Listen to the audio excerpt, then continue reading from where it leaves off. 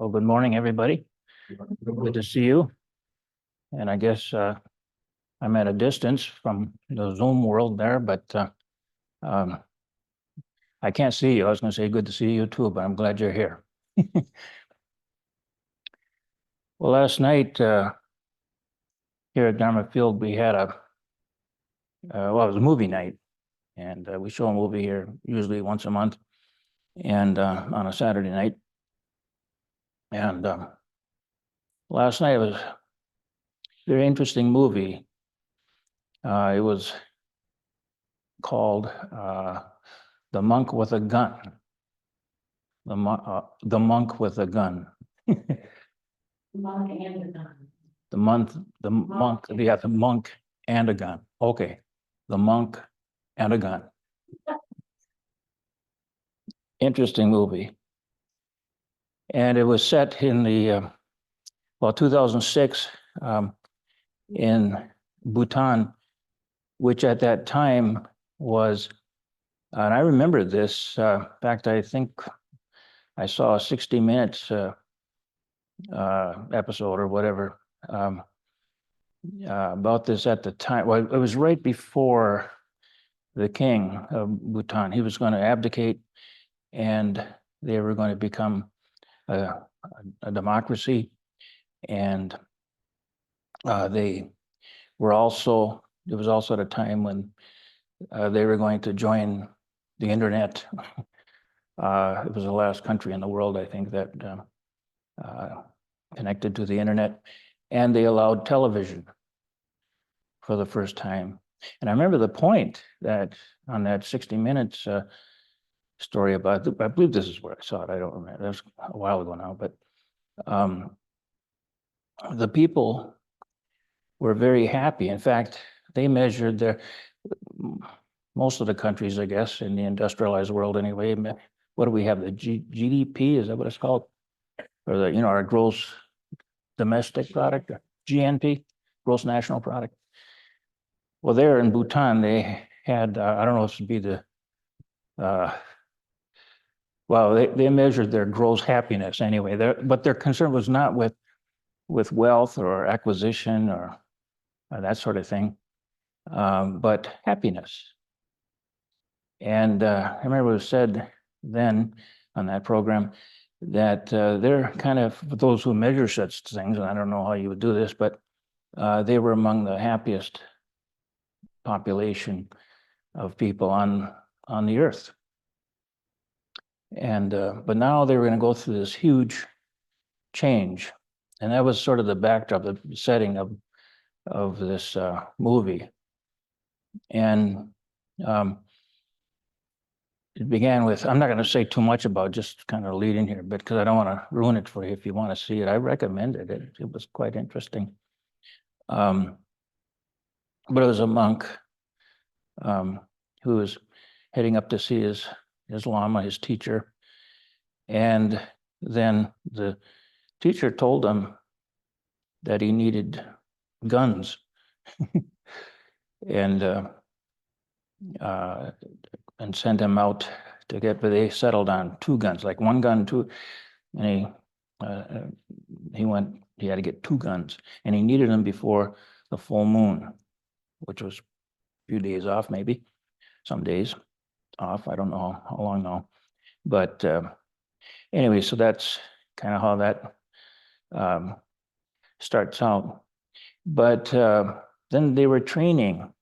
The government had set this up, the king probably, for people to, they're going to have a mock election first, just to kind of train the people how to go about doing this. And having an election and all of that.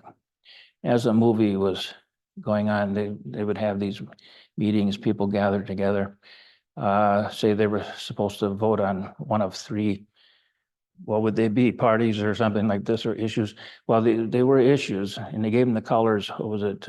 Green, blue, and red, or no, green. Red, yellow. No, red, yellow, and blue. That's right. Yeah, that's right. And the primary colors. So, and they each stood for, like, one was for prosper. Was it not prosperity, but industrialization was one, something to do with the environment, I think was another, and then also just prosperity. No, not, was it? I don't know. Preservation. Preservation, that's what, I knew it started with a P. None of this really matters, but the thing is that um, so they were to vote for these different factions or these different issues, and I guess they even assigned, like, you vote red over here, you vote blue, that sort of thing. But as they got together to discuss this before the election, they were also friendly with each other, and finally the one who was training them said, no, you're not in agreement. You you have to be fighting over this. You hate each other, actually. And they said, so it was a fight. And so they're learning about democracy. And so here where they were a happy bunch of people all living together in harmony under a benevolent king. Apparently the king was a pretty good guy, and which would be helpful. But a very happy population. But no, it's almost like they're being trained to argue and fight. So it develops from there. I'm not going to, but it has a very interesting, the way it ends is, quite interesting. And I don't know if this is an actual true story, but it was certainly set in a setting of true events that were taking place in Bhutan at the time, around 2006. And, but anyway, this whole idea about there's the good people maybe and the bad, or the bad issues, and so we're talking in these kind of dualistic terms, kind of training and learning how to do this, I guess, or even to think in these terms. And so this issue then of good and evil was there, perhaps in the background, starting to think of your neighbors as being bad because they are thinking in a different way or whatever. And of course, we could ask that, is this a good thing to do? They were happy. They were peaceful. They got along. And so we can look at, so democracy, is that what it is? And it's easy for us to slide into looking at things in terms of good and evil. We easily do this. I don't know, but this was certainly introduced into the world by Zoroaster many thousand years ago, several, what would it be? Maybe around 3,000 years ago, I'm not sure. But it was very much based on the good, Ahura Mazda, and then Agyu, Manyu, or something, I forget the names. It was good and evil, good pitted against evil. And when the Hebrew children were captured there in Babylon, they picked this up. They were only there captive for about 40 years or so, the leaders were. And then they were released. And but now Judaism had this kind of thinking in it, and Christianity came out of that, and then Islam, and so that's not that people didn't think in terms of good and bad before that, but it was becoming something that the culture, various cultures, as it moved into different societies, and they were steeped in, looking at the world in this way. But here in Bhutan, they hadn't quite gotten there yet, that kind of looking at things. And, so, but also in China, you have a different way of viewing things too. I've given you the story, I've told it many times, of the wise Chinese farmer. And it's a Taoist story. And very quickly, for those of you who might not know it, but the farmer just really has a bit of good fortune. Well, his horse runs away, so it's some bad fortune. And his neighbor comes to commiserate with him, and the farmer says, well, who can say what's good or bad? Next day, the horse comes back with more horses. And, oh, this is good, Well, who can say what's good or bad, he would say. And then his son broke his leg trying to, tame one of the horses there. And that's bad. And then the army comes through the next day looking for young men to go to the war or whatever. But they skipped over his son because he had a broken leg. And well, there's neighbors always coming saying, oh, this is great, wonderful. And, well, who can say, says the farmer. And where do we expect this story to end? This is human life, This turn, seems good, and this seems bad. Or we can also look at it in terms of evil as well.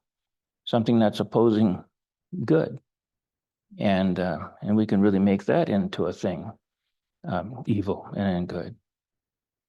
Well, here then, just recently, of course, we had this big election, and I remember at the time, only a couple months ago, a few weeks ago, week ago or so, not a long memory here, but I was hearing these kinds of observations being made. I was somewhat sympathetic with, and basically it boiled down to two sides. And there were other factions we all know, of course, but all kind of slipping into basically coming down to one of two people here. And I was sympathetic with one view, but and then I was hearing, though, people saying of the other side that they're evil. And I thought, well, no, this is going too far. But then pretty soon I saw or heard people on the news and stuff on that other side saying that no, the other side, so they're both calling each other evil. And at times they said all sorts of things. But and you think back to the farmer, the Chinese farmer who would just make that, well, who can say what's good or evil? How are we going to make any sense of this? And one thing that you yourself might call good or evil today, you might have a different idea about it tomorrow. But anyway, but a lot of talk going this way. I've even heard this sort of talk among Buddhists, like we have when we say recite the precepts beforehand for a lot of the ceremonies we might do. Not that we do a lot of ceremonies, but we have what's called the formless admission. Sometimes it's translated as a formless repentance, is it? And well, that's kind of more of a Christian notion of repenting, but to who? Well, mainly there would be to God or something, of your sins when you've acted against God's will or intent or something like this. And that's how you repent. But no, there's you, and you've been bad, and you're asking for forgiveness or whatever. That's a different view than just admitting, have you acted out of greed, anger, or self-delusion? And just admitting, yes, this is so, not characterizing it in any particular way. But this is sort of a notion that, well, to not do it is kind of more of a, from the Buddhist standpoint, more common. However, there's plenty of people steeped in the Buddhist teachings and that sort of thing, and they'll look at, well, we open with this formless admission of where it is, how is it, all the karma ever created by me since of old through greed, anger, and self-delusion, I now make full open admission of it. But I've also heard it, at times there's all the evil, twisted karma ever committed by me, all the bad karma ever committed by me, putting in terms of good and bad. And like this is about confessing your bad karma, your bad actions, something like this. No, that's our dualistic thinking. That comes from deep conditioning that we've had to think in terms of good and bad, good and evil. And that's really not what this says. And you will not find that in the direct teachings from the Buddha, I don't believe. If you do, I'd like to see it. But things have been added in that way since, but it violates the very core of what it was that the Buddha was offering us, pointing out to us. It's just simply all the karma ever created by me, not designating good karma, bad karma. Yeah, because if you have bad karma, well, then you can also have good karma. And the Buddha just gets to the very heart of the Buddha's message. What he was saying is he was talking about karma, but he also used, or the way that he thought of karma, he's speaking of willed karma, willed action. Karma just simply means action. The good and bad part is something added on, karma vipaka, karma, whatever, so something like this. But it's just karma. And karma just simply means action. But the Buddha gave it this kind of designation of, he's referring to willed action. This is the issue here. And get away from thinking in terms of good and bad, good and evil. This is not helpful for us in any way whatsoever. And it doesn't lead to any kind of clear understanding of what the Buddha's message was, but even of just how to live your life or what is occurring with you or to you and in your surroundings. If you're casting everything in those terms, what we need to be watchful for is not get rid of the idea, because like the Chinese farmer said, well, who can say what's good or bad? So you can change your mind about that and other people will counter it. But isn't there a way of looking at this where no one can actually counter it? And yes, there is. The basis of morality in most systems that we have is very poor, particularly when it's based on good and bad, good and evil. Not obeying the law, the commandment that's being dictated to you by some authority that, okay, now, and we can argue, but what is that a real authority of any kind? Or is that, we can just argue and argue and argue endlessly. Get on two political sides of the issue and fight endlessly, and pretty soon we can call each other evil. This is where we fall into this so easily. But what the Buddha's teaching is, and what our practice is to be aware of what we're doing and what is going on, and how easily in our minds we can slip into this kind of duality, this kind of dualism, fighting it out. And then even thinking that the Buddha's way, well, to do the good stuff, this is good. Or we'll talk about enlightenment and delusion. And then, of course, well, enlightenment is good and delusion is bad.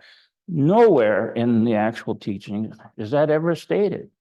In fact, it's stated, there's counter statements to that. I know.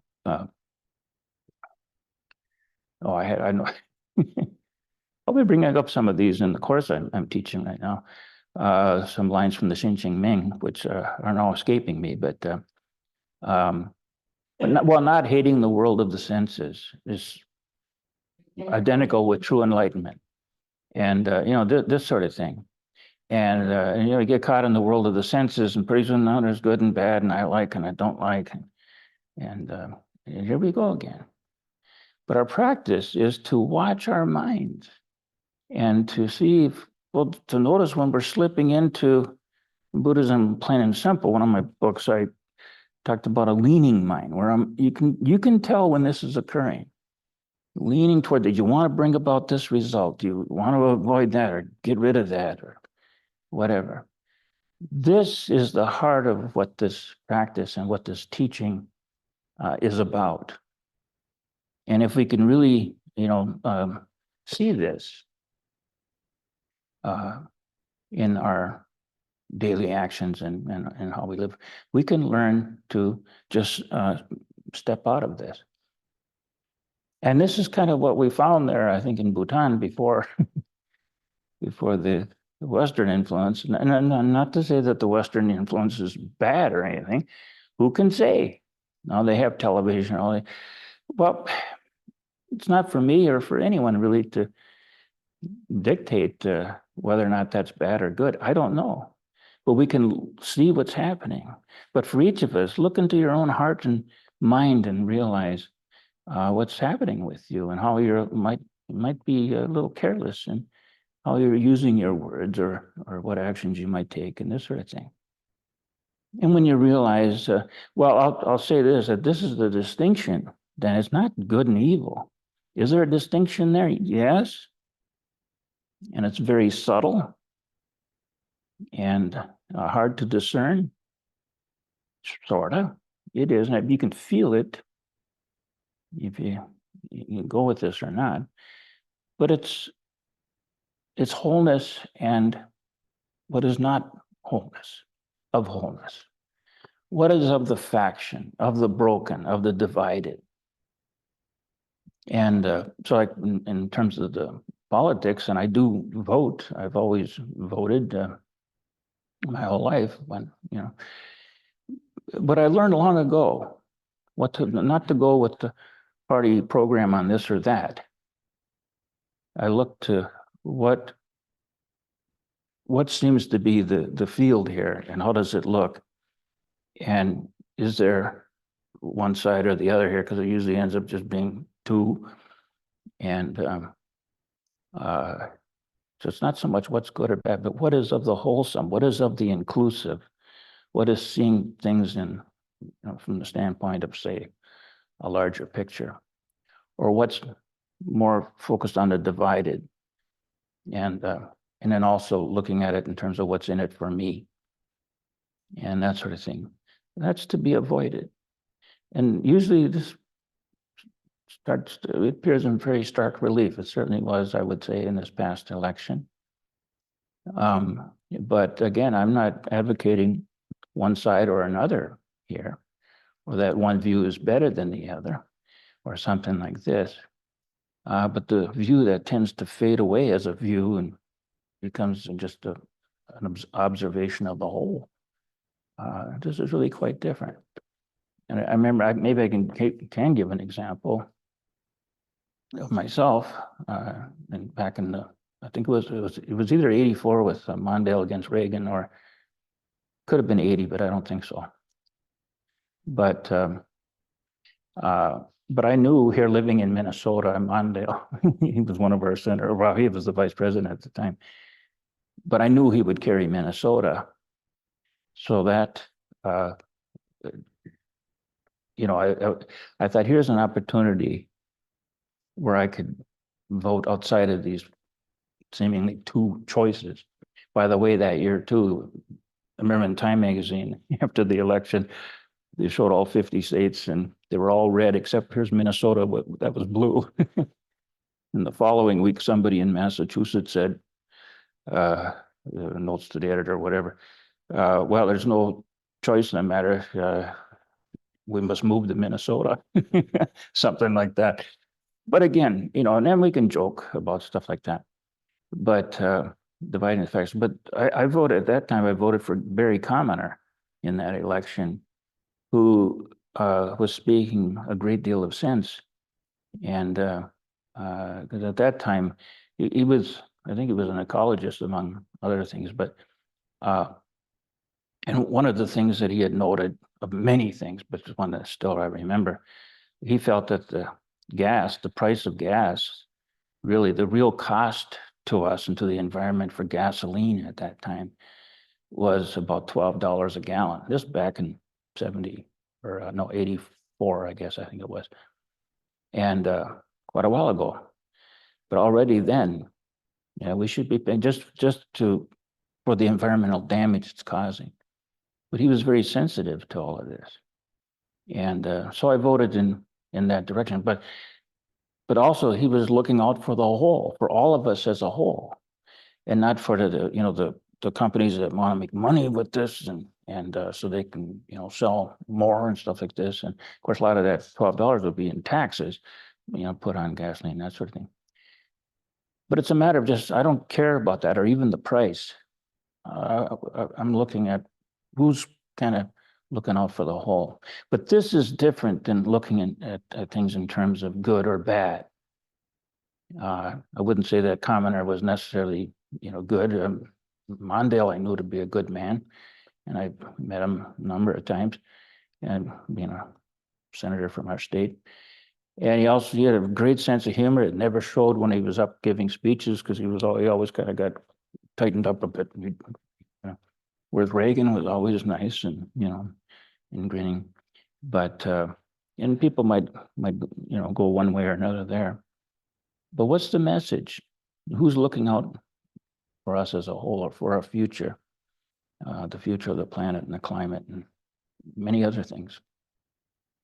So it's a way of looking toward the whole, and that's and being sensitive to that, and not to ignore what people are saying about this side or that or this issue or that issue.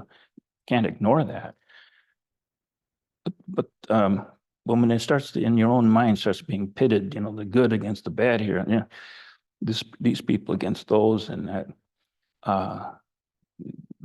we're getting lost here now and not seeing the real situation we're in, which is always in totality and in wholeness here. And I think the people in Bhutan, they kind of had a society that was functioning quite well. Maybe they weren't quite so prosperous, but they had happiness, and which is not a difficult thing.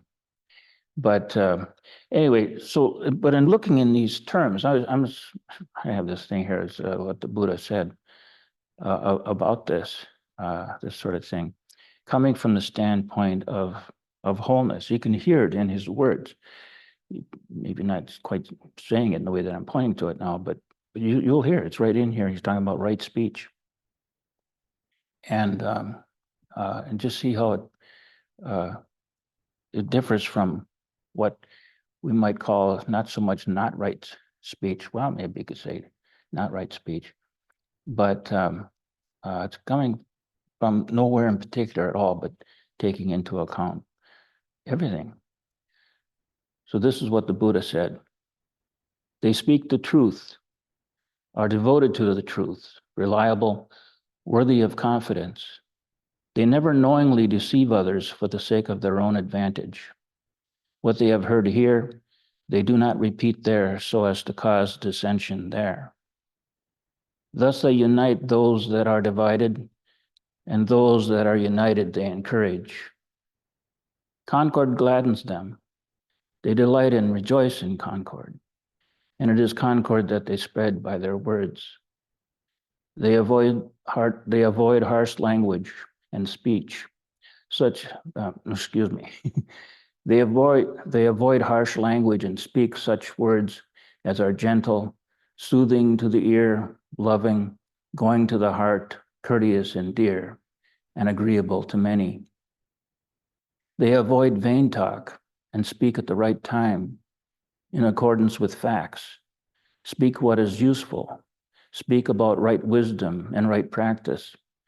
Their speech is like a treasure at the right moment, accompanied by arguments, moderate and full of sense.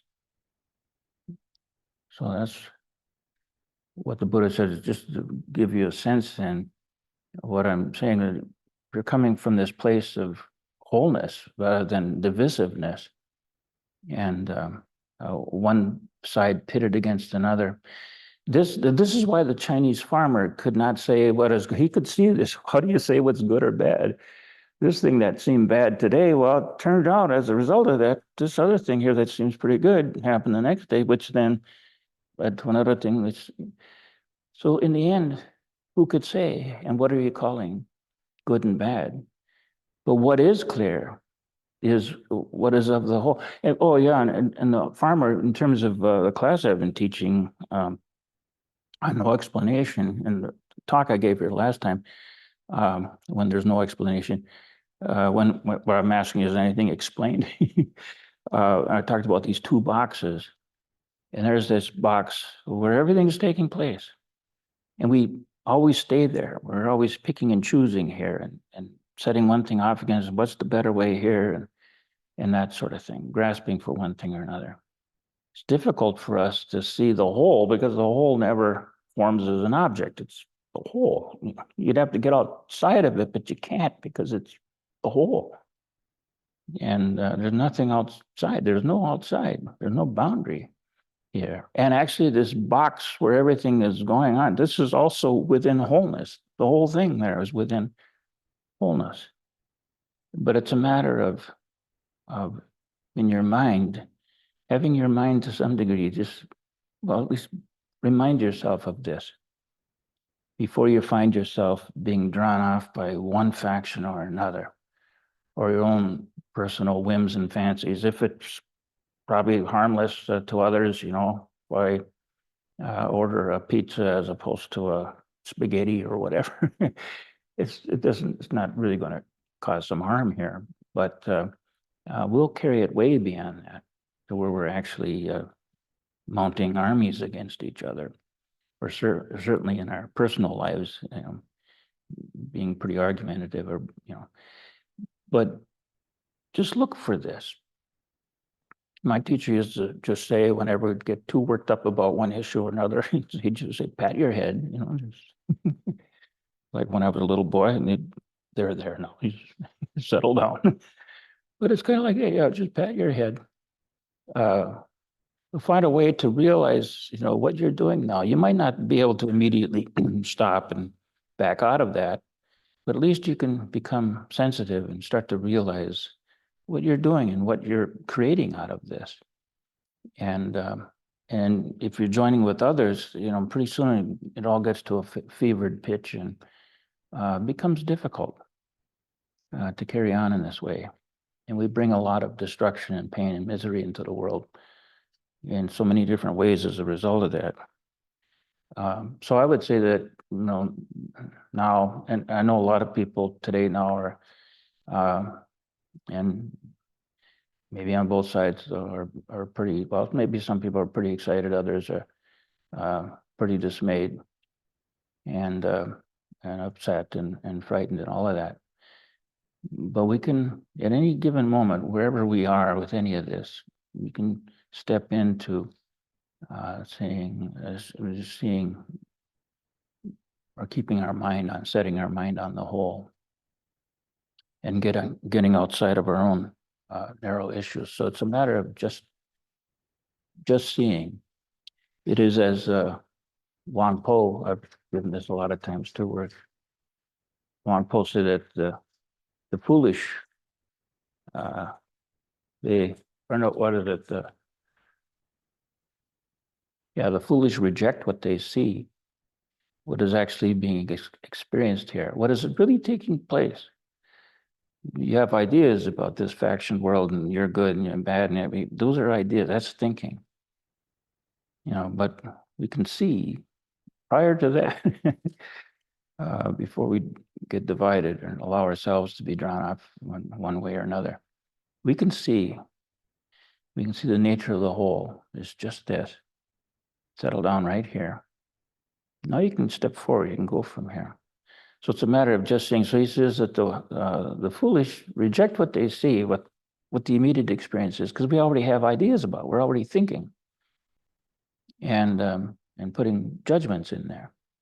But the foolish reject what they see, the actual immediate direct experience, which doesn't go to one side or another, if you look very carefully. But they reject that, but not what they think, not what they believe. Was the wise, they reject what they think. Begin to conceptually get some ideas about Buddhism, think, well, Buddhism is good. Well, this is good. It's better than other religions or something like that. That is not a Buddhist idea, certainly. If you really, or it's not Buddha Dharma, it's not what the awakened have taught and have pointed out. And I won't even say it's the opposite of it, but it's not that. We don't need to do that. But we can live out of this, not doing that. You don't have to carry on in your life, your everyday life, doing, once in a while you're going to catch yourself. I do too. Okay, I spoke a little too harshly there, or whatever, or whatever it might be. but I'm trying to keep an eye on this and not to go too far with it. It's not a matter that any of us can walk this path perfectly. I certainly can't. But if we can start to understand what this teaching is really directing us to do, or to notice anyway, at least. So this is to just see, and not to see something particular, but just see overall. And if we're leaning or we're trying to bring about this or that, avoid that, or people or whatever it might be, realize what we're doing there. And that isn't acting out of awakening. That's acting out of confusion. And this is delusion. And awakening is just simply seeing delusion, realizing what delusion is. And so maybe we can learn to avoid, to not keep stepping back into it, at least not so much. Or when we do, as my teacher used to say, the measure of your practice is, yeah, you stumble, how quickly can you get back up again? Get back on your feet. And of course, he's talking about in your mind. You can come back to right here, come back to just simple sanity. Okay, so the wise, they reject what they think. If it's come down to this, I could see this, but okay, let's go with what we see here. And if we can start to learn to do this to some degree, some very profound understanding will come to you. You can't go looking for it, because anything you're looking for is something you're forming in your mind, and now, oh, it must be over there. No, it's not like that. So where is it? Well, don't even think in these terms. But no, but this is so vague. Well, not if you finally wake up to it. There's nothing vague about this whatsoever. It's only when we're looking for something, we can't find that, and you can't find, yeah, but notice that you're doing that. You're constantly reaching for something that you've pulled together in your mind as a thing. And whether you'll label it good or bad or neutral, And so just simply be aware of it. And it's not a matter of, well, don't do that. Don't think. No, we need to think, We have physical bodies. We move through space. We have to eat. We have to do things. Relate with other people and all of this. So it's none of that, but don't get carried away in thinking that some ideal or whatever it is that you've latched onto now in your mind, this is the way to go. That is not Buddha Dharma. That is not what the awakened teach. Well, maybe I better end it here. Do we have any questions or comments or anything you'd like to say?